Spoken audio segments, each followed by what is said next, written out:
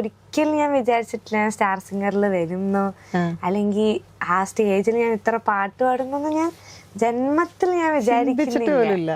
പക്ഷെ എന്താ സീസൺ 9 കഴിഞ്ഞ് ഇങ്ങനെ ഓഡീഷൻ വന്നപ്പോ ഞാനിങ്ങനെ പറഞ്ഞു എനിക്ക് പോണം. അപ്പൊ അമ്മയും അച്ഛനും പറഞ്ഞു പണ്ടത്തെ പോലെയല്ല, ഞങ്ങള് നിന്നെ നോക്കിയിട്ടുള്ള ഒരു പ്രായം കഴിഞ്ഞു, നിനക്കാണ് ഇനി ഫുൾ ഉത്തരവാദിത്വം, നീ പ്രാക്ടീസ് ചെയ്യും, നിനക്ക് പറ്റുന്നുണ്ടെങ്കിൽ, നിനക്ക് ഉറപ്പുണ്ടെങ്കിൽ നീ പോയിക്കോ അങ്ങനെ പറഞ്ഞു. അപ്പൊ ഞാൻ പറഞ്ഞു എനിക്ക് എന്തായാലും പോണം. അങ്ങനെയാണ് ഓഡീഷൻസിന് പോകുന്നത്. അപ്പൊ പോലും നമ്മൾ ഈ സ്റ്റേജിൽ ഉണ്ടാവുന്നൊന്നും ഒരു ചിന്തയും ഇല്ല.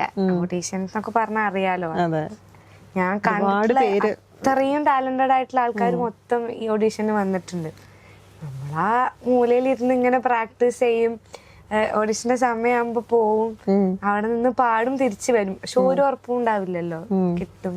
അങ്ങനെ 4-5 ഓഡീഷൻ കഴിഞ്ഞു, സെലക്ട് ആയി.